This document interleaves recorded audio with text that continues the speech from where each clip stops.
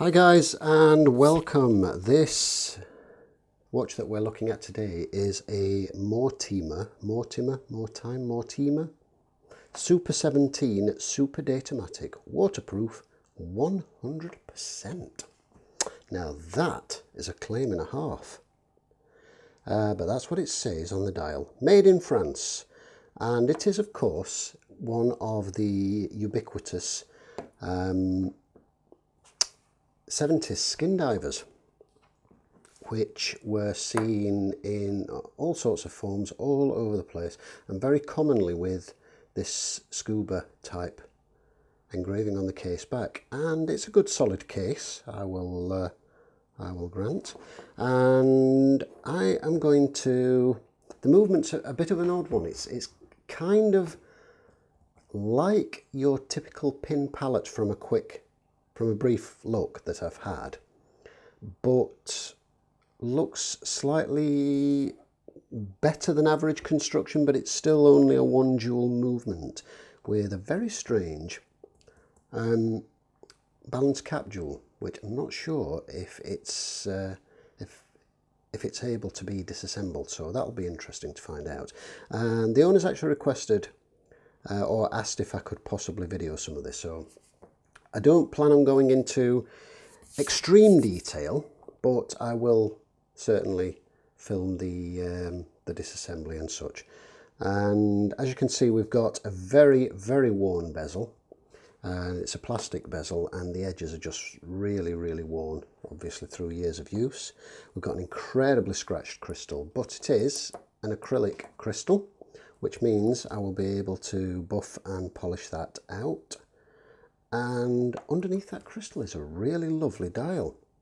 So I'm going to pop open the case and we'll uncase the movement and take a look. So it has your typical screw back, very, very thick. That's actually really thick, that case. Good thick sturdy stainless case back, which would most definitely help with pressure underwater. We have got a brass movement ring.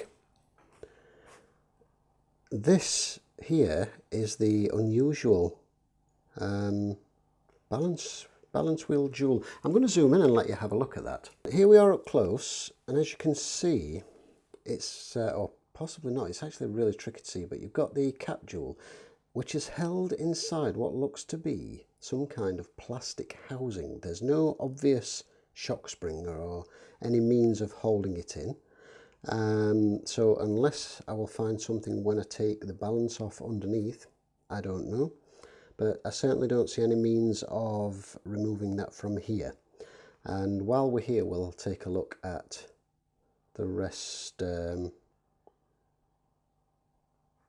it, and you can see we have a separate train and barrel bridge, which is a nice feature because many Swiss pin palettes used a combined one, and they can be a real fiddle to get back into place, especially when you've got bushings in the bridge rather than jewels.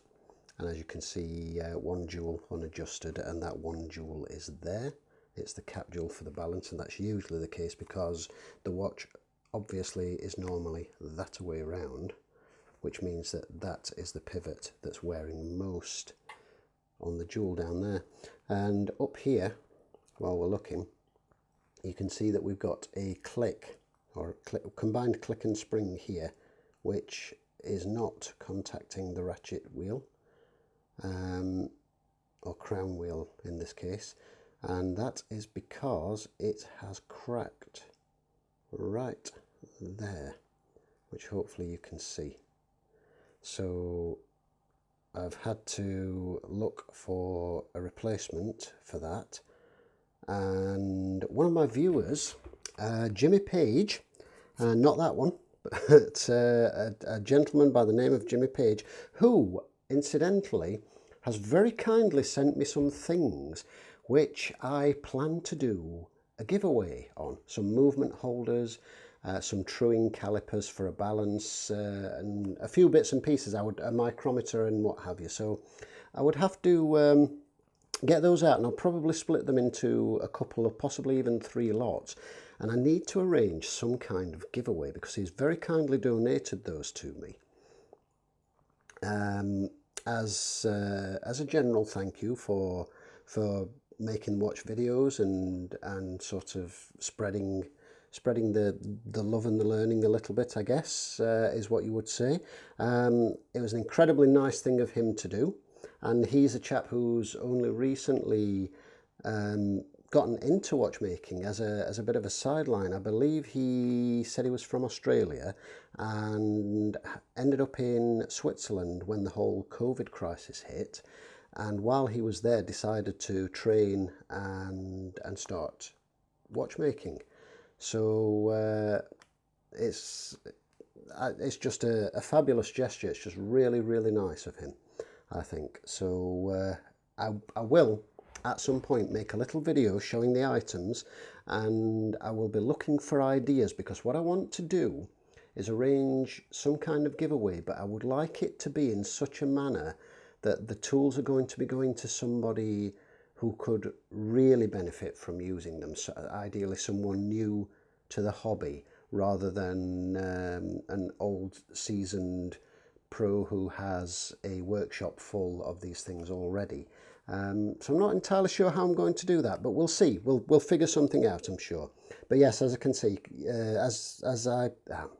as you can see, the combined click spring and click is snapped. It's fractured here, so this will need to be replaced.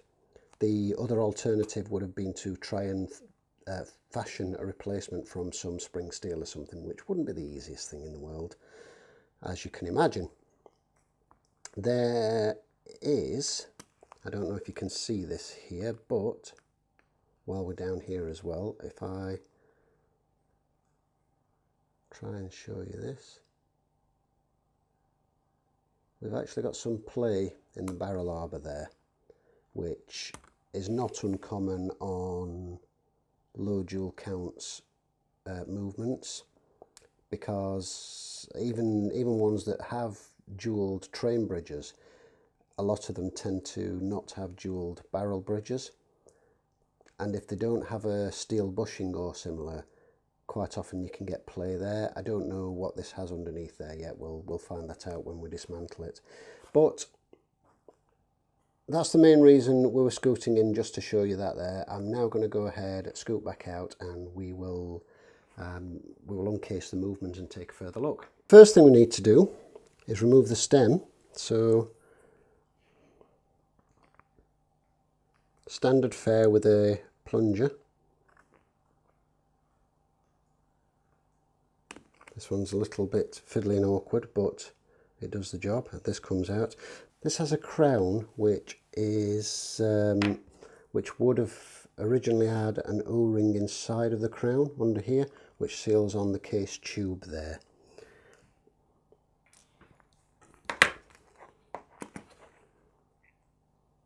Now you can see the case there, obviously the heavily scratched crystal and what have you. I'll need to pop the bezel off, pop the crystal out, and generally have a good look at that, and hopefully be able to clean that crystal up nicely. What I like about these old 70s skin divers, kind of very similar to the Sheffield that I did a video on, the one of my own, the magnification cyclops is actually moulded into the inside of the crystal, as you can possibly see there.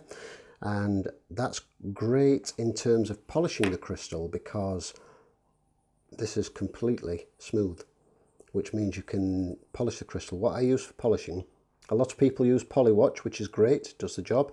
What I use for polishing crystals is a set of micro mesh pads, starting with a fairly coarse one, depending on how bad the scratching is, and then gradually working down to the very finest grits, and then maybe a final polish. And for the final polish, I actually use Tamiya finishing compound, which is used for getting a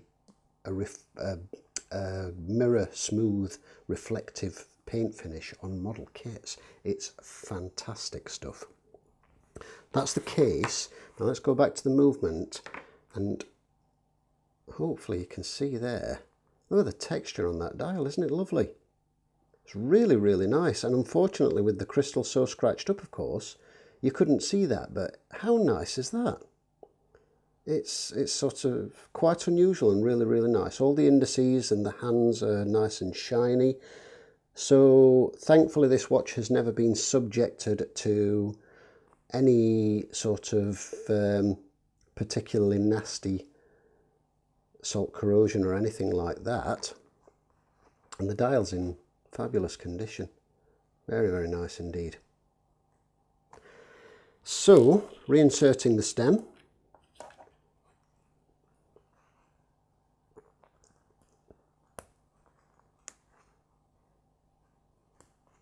We need to go ahead and remove the hands. Using polybag as ever for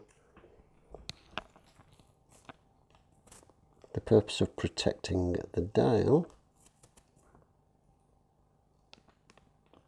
This allows you to get your hand levers underneath and minimise the risk of scratching. I do prefer hand levers. I've been asked a few times about hand levers, Presto tool, etc.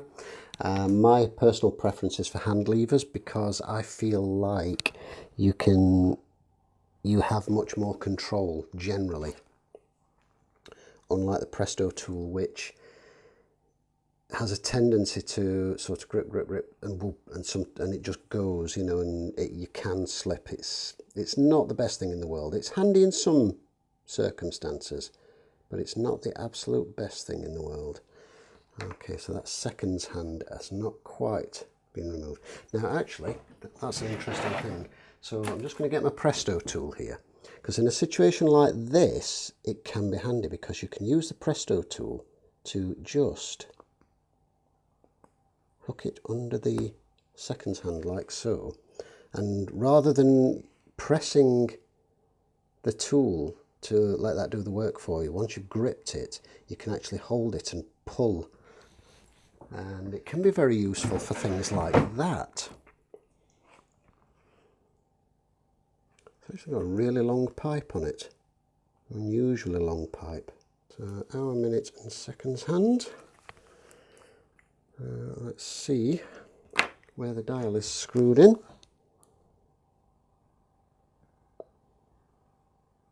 Or even if the dial is screwed in, or if it's just a friction fit.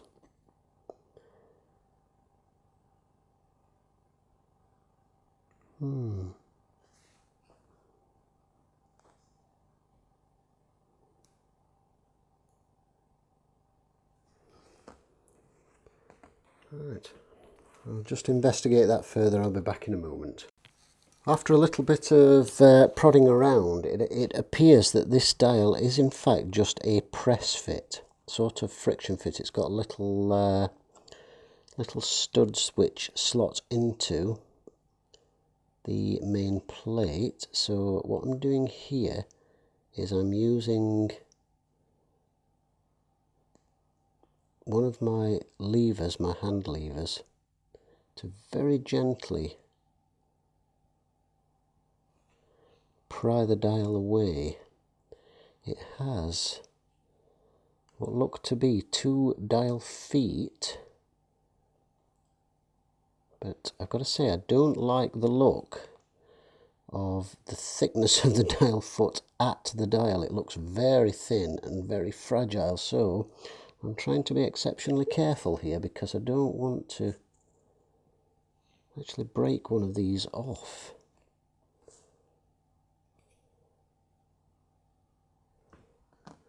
Okay, so there we go. Apologies if none of that was on camera. I was so busy looking at that I couldn't quite tell, but yes, those are, let me move my loop so I can see what's actually on the monitor. These are the dial feet, and as you can see, 2 standard looking dial feet, but as you can see there, they've got a very, very thin section where it connects to the dial. So that's a little bit nerve-wracking, let me tell you, because when you're levering something like that out on a friction fit, you really don't want to be bending or putting those under strain and risking snapping them. So that's that very nice dial.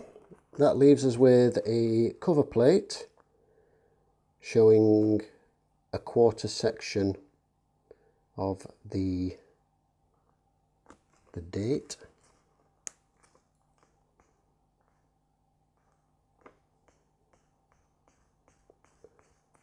You can see that as you move it as if you were setting the hands, because of course there is no quick set on this. You can see that rotate.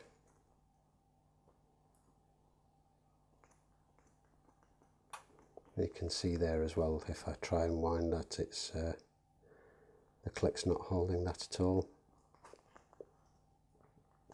Okay, so the first thing I'm going to do is pop off the,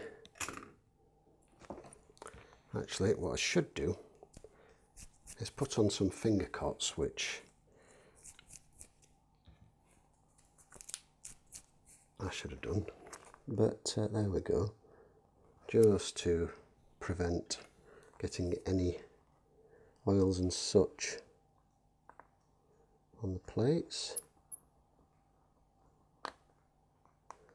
The balance cock is very unusually held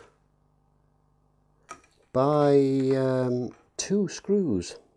I'm not sure of the reasonings behind that, but that's not something you see commonly unless it's an actual balance bridge.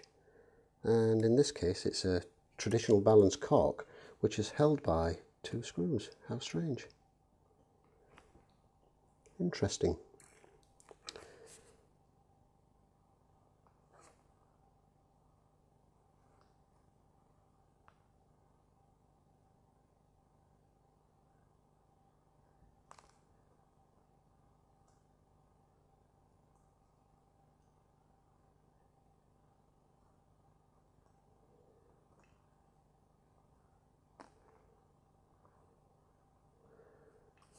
Just trying to wiggle this balance out. What on earth are you catching on?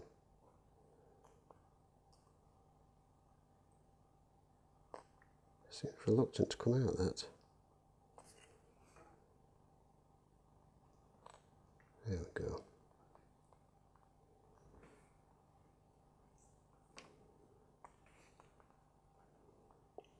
Pop that over.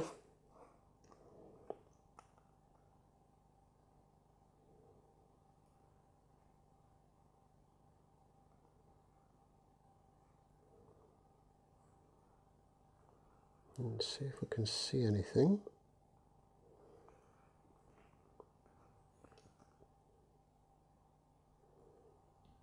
And it looks just like a standard press fit jewel setting. There is no screw underneath or any means of accessing that jewel at all. The impulse pin is metal, I see. So, and the lower jewel will also be a metal, a stainless steel usually. That's a fixed stud, and the regulating pins is more of a small regulating hook. Very, very rudimentary. I'll pop that away safe, so it's out of the way. And next thing to do is to find a movement holder, and we will start dismantling the dial side. Calendar Works cover.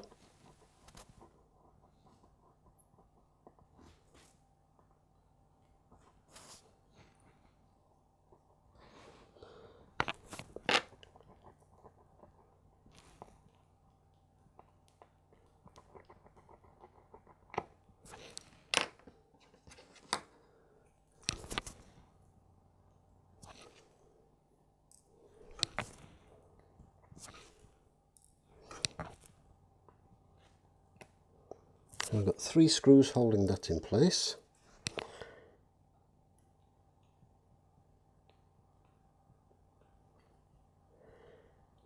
point that should lift away. I'm actually going to remove this spring that you see down here first as well for the jumper, because otherwise that will ping out, as they have a tendency to do. Okay, so I've got a relatively simple setup there. We have got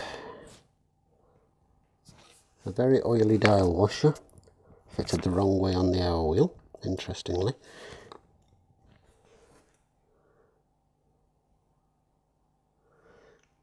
And the calendar wheel jumper, which I believe goes in that away. But we shall see on reassembly if that's the case. I think so. And then that's calendar wheel cover plate, of course. So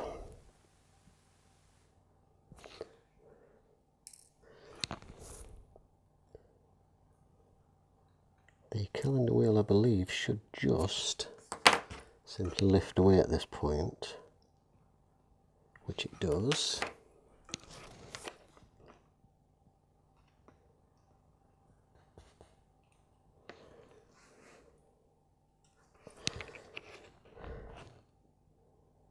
And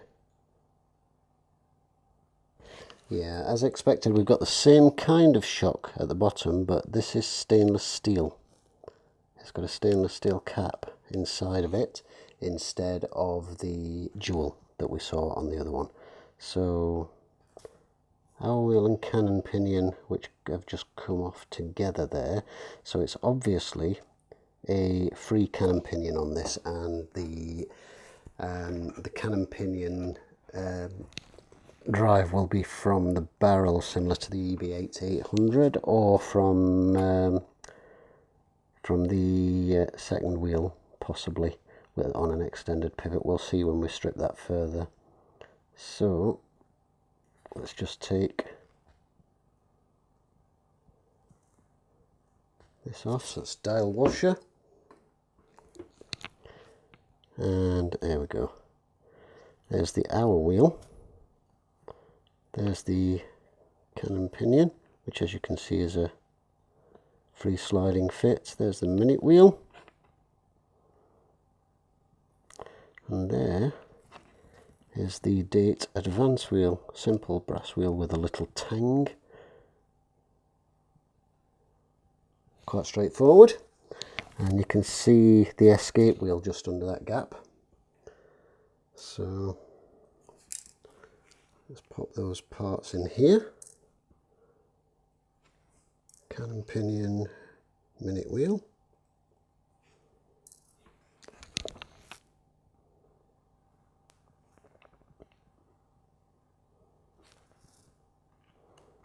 There's an additional ring on here, which the just runs around the outside, and the setting lever spring, which is actually just held in on a spring clip. Interesting, quite ingenious and interesting. Just need to make a mental note of the orientation of this for later. It fits, so the 3 holes fit lower on the lower section, and there are 2 locking pins top and bottom, like so. Marvellous. If I forget where they go, make sure you shout and remind me, please.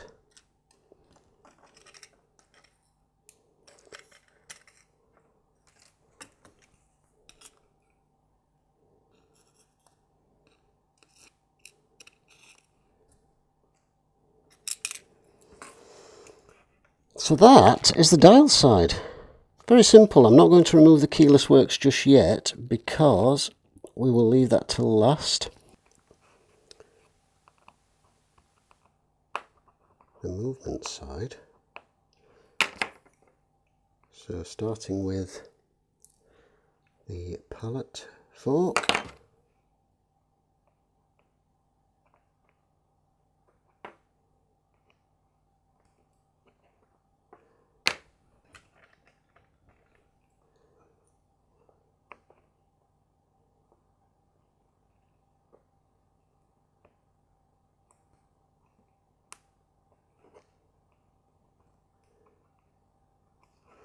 Just looking for a little bit of purchase here.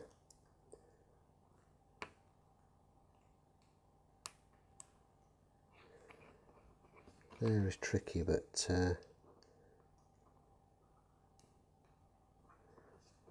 looking for a place to encourage this up without upsetting the palette fork. Okay, that's not playing nicely just now, so rather than force that and cause a problem, I'm going to go ahead and remove the train bridge.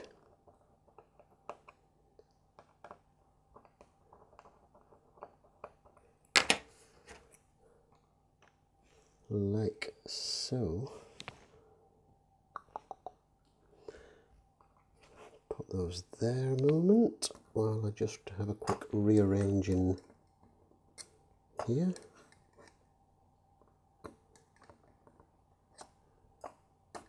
Marvellous, and then those can go into there.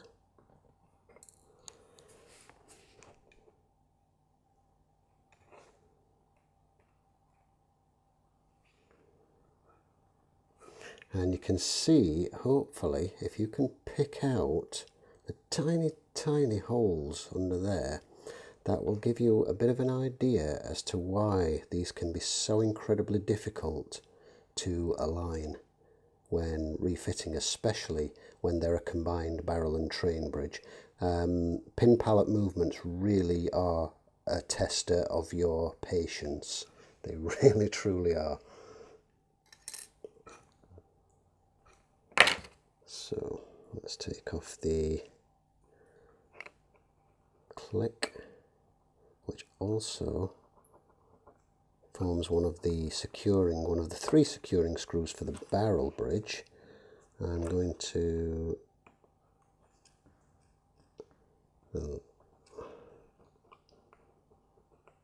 also remove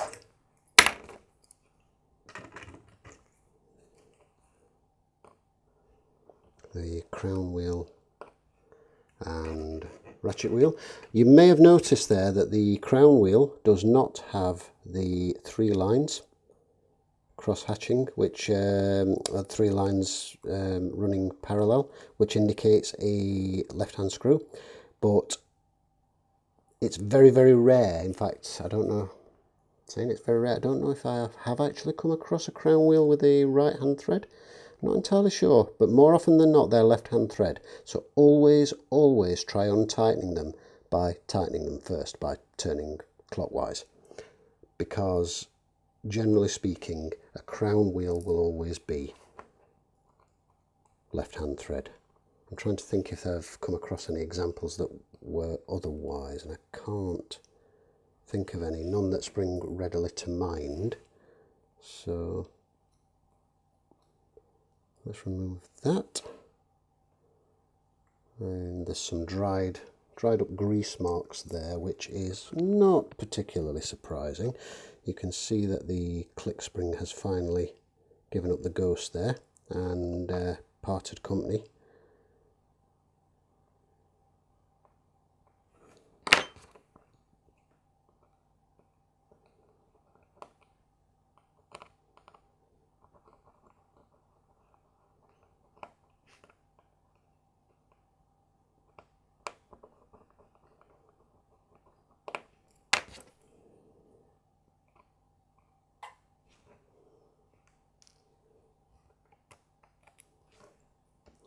Double check, because one of these was holding the click spring in place. I just want to check to see if one is slightly longer than the others, and it is not. So that's fine. That means we can put all those screws together. Oh, I tell a lie, it actually is, but that's not a problem, because yeah, one of them is slightly longer. I'll actually try and get that so that you can see.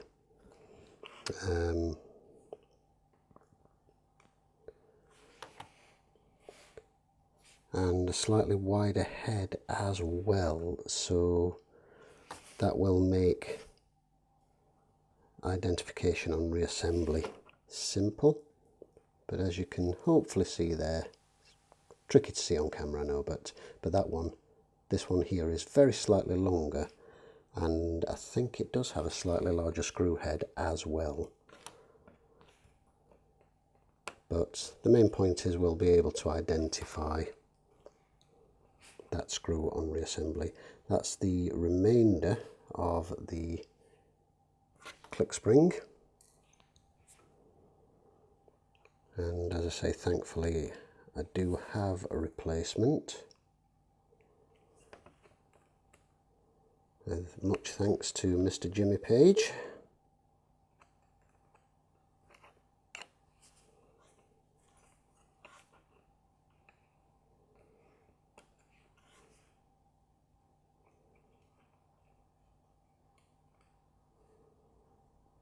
And lift away the barrel bridge, and you can, I don't know how obvious that is on camera, but there's some definite ovaling on the barrel bridge hole there. You can see it's kind of a little like an egg shape. Hopefully if I point that out, it will be my screwdriver here. You can see you've got the hole, but this side is kind of a bit more of an egg shape. You can see some wear in that direction. We'll see if we can tighten that up, and I will also be checking the main plate. We have a plastic spacer, and it's common to have a spacer on pin pallet movements because they are stacked construction, so they're not a milled out plate typically. And you have these thick spacer type washers here that the plates sit on, and you will normally have a spacer of some description that the stem fits into. Usually they're metal on most of the pin pallets I've seen, but this one is a plastic one, interestingly. So remove the barrel. That looks to have a steel arbor hole. Yeah, as I suspected,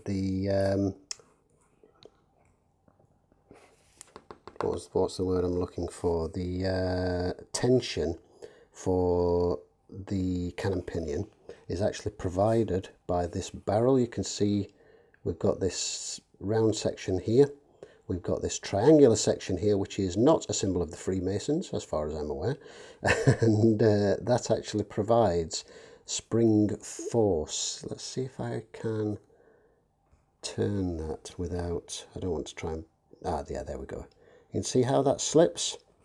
Now that, hopefully you saw that, let's try that again.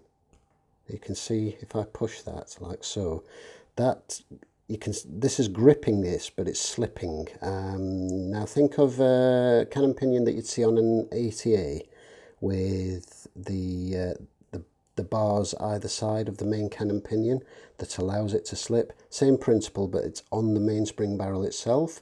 So this ratchet, this lower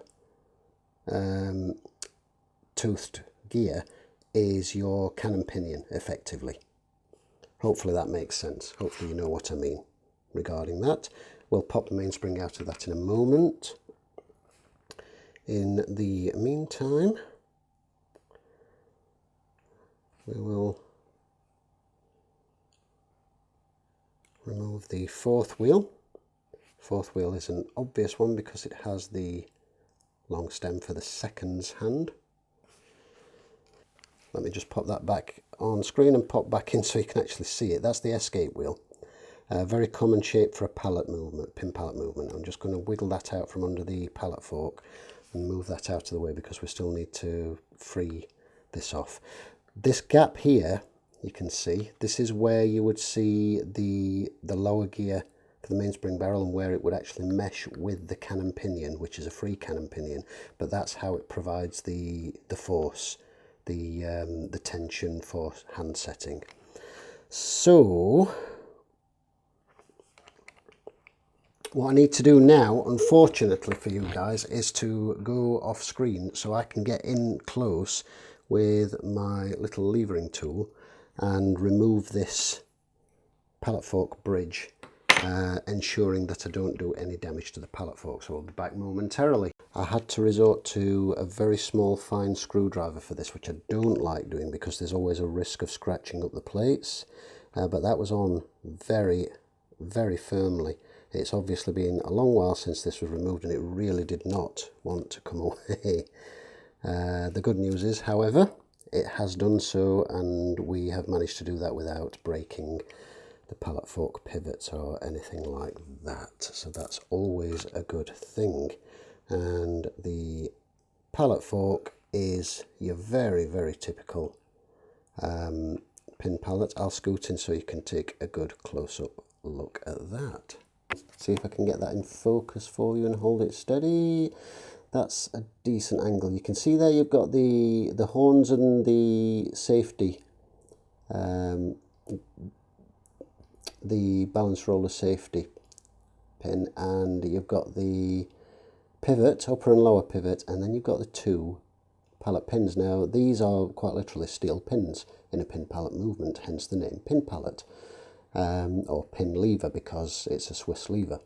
So pin lever, pin pallet, they're both the same, both correct. But you can see they are quite literally steel pins instead of rubies or jewels or synthetic rubies or carborundum or however technical you want to get. So that is your typical pin pallet fork, and the shapes may vary from movement to movement, but the premise and the actual item remains essentially the same. That pretty much leaves us with a bare movement. The only thing left now on here is this this plastic spacer. So moving back to the front and removing the setting lever spring should simply be a case of getting the brass tweezers and just snapping it off this retaining clip. I can see that refitting it might be fun. Let's have a look.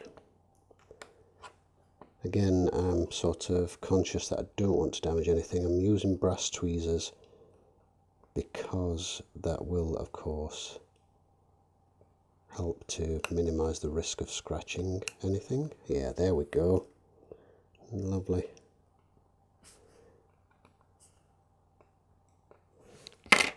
And little oiler tool to the rescue.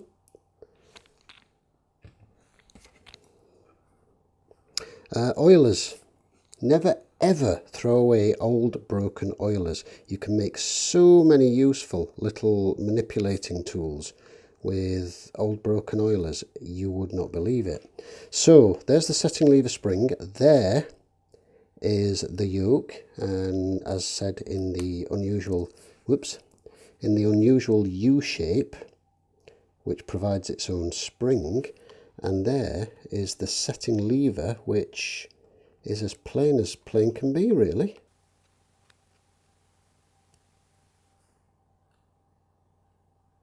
There we go. So there's the setting lever, there's the yoke, there's the setting lever spring. And lift out, yeah, there we go. The sliding pinion and winding pinion, or winding pinion and clutch, depending on your preference. But that's pretty much as simple as it gets. We'll pop the keyless works into there.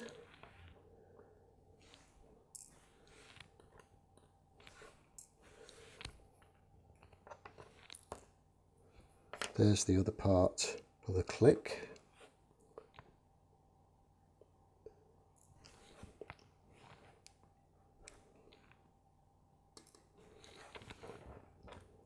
And then flipping that over just as a final wait and see thing.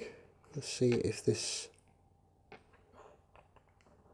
plastic spacer does actually come away or not. And it appears that it does, and that's good because Although I'm guessing it's probably a solvent safe plastic, I don't like putting plastics through cleaning solvents unless I have no choice. So that's good. What I do with plastic parts is clean them using Rodico, and if necessary a little bit of pegwood to scrape any hardened gunk off. But I never ever put plastic parts through solvent cleaners unless I absolutely cannot remove a Delrin or some. It's usually, if something's fastened and cannot be removed, it's usually solvent safe, but I don't like doing it. So that's good. So that can be actually just something worth noting there. You can see that little nub. Let's get that in focus. That holds in this intermediate hand setting wheel, interestingly. So that obviously acts as a bushing for that wheel, for that little intermediate setting wheel. Interesting. I'll pop that with the keyless so we know where we are at. And that's our bare plate. So the only thing left to do is to refit the balance.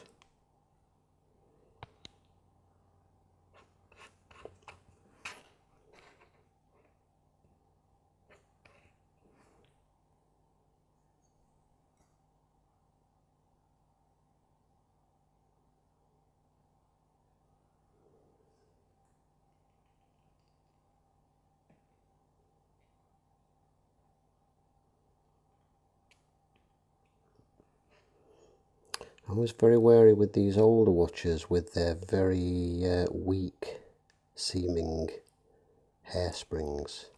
I don't like letting them dangle under their own weight for too long, because while I know they'll actually stand a fair bit of flexing, it just looks excessive. So, and it's strange because if you worked on some modern watches, some high beat modern watches, the balance springs on them are very, very, very stiff and very sort of tightly coiled, and they don't move much when you lift a balance away at all. And then when you work on an older one like this, they seem very, very loose. Right, you'll have to excuse me a second, guys, because I'm going to have to get in close so I can get this pivot into the lower pivot hole. And there we go, as is usually the case. As soon as you can actually get in close and have a good look and see what you're doing, you can drop it straight in. Whereas on camera, because you're trying to do it without obscuring the camera and making sure that you're in the frame of the camera while you're filming, it's a real fiddle and you feel like a bit of a dork, but hey, it's all good.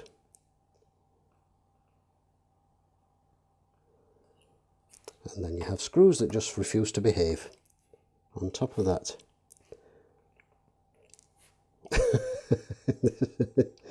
Oh man, typical. There we go. There's one of them.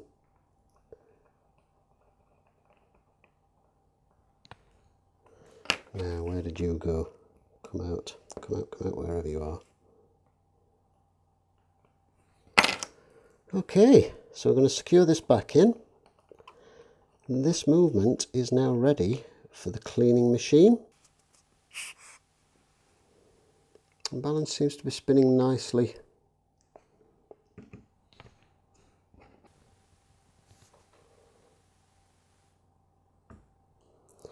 Difficult to see on this one, but this one's actually pretty good. It's a very, very small pivot hole. It is, let me see if I can get it so it's visible on the camera, but it is right there at the point of my tweezers there. Very, very small pivot hole, and that seems quite nice and tightly fitted. So the wear is on the upper pivot hole, which is not uncommon. And I might be able to close that up a little bit that's that for now, because it is now past my bedtime and I need to go to bed or I will turn into a pumpkin and all that business. And then the mainspring, which we remove by just walking out like so.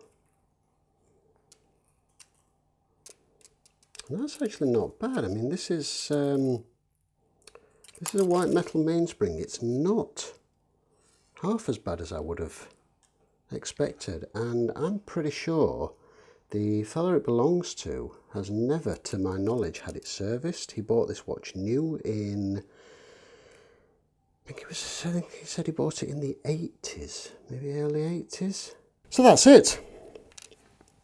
That's the whole thing, and I hope you've enjoyed watching the disassembly of this Mortima or Mortima, however you pronounce that. And we're going to give that a clean up. We're going to see if I can take up some of the play in the mainspring barrel arbor hole for the upper and put it back together and see what it will do for us.